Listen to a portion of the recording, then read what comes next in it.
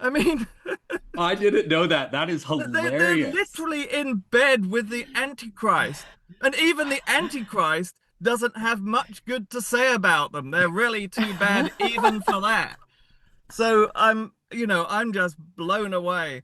The other thing that blew me away about the podcast was they were lobbed this question about, was the church involved at all in the recent campaign supporting the liberal parties? And the Hales boys almost jump at that. No, no, no, no, definitely it wasn't. It wasn't involved at all. Not in the least. Nothing could be further from the truth.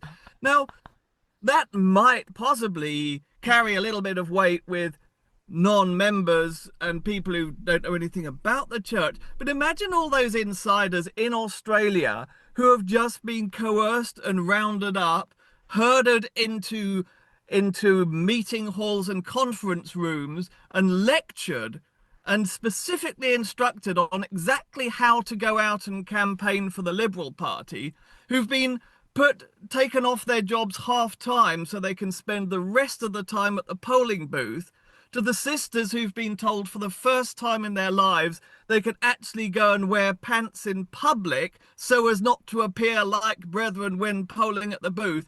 And then they hear the same Hales boys who presented all that information, who gave them all those instructions, saying, no, this never happened. Now, Yeah. how do they digest that? That's not cognitive dissonance. That's a cognitive demolition. That's an Yeah. explosion in their Yeah. heads. And I And Yeah. think I seem to remember there was something in the Bible. I know it was a long time ago. It says, "Thou shalt not bear false witness," which in modern language says, "Don't tell lies." Right? So just process that a little bit.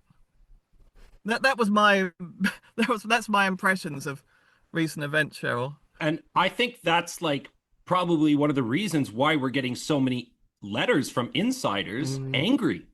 And Yeah. they're responding to the news articles that they've seen their leaders say, right? And that now they're angry and they're writing us because we keep them anonymous, right? And now, why, if there was no rules in the church, would we need to keep letters from insiders anonymous? Why would we need to do that if there was no repercussions? It's because it's bullshit that there's no rules and no repercussions and no discipline, Hmm. right? Like that's it, it's it shows in these letters that keep Yeah. coming. Yeah.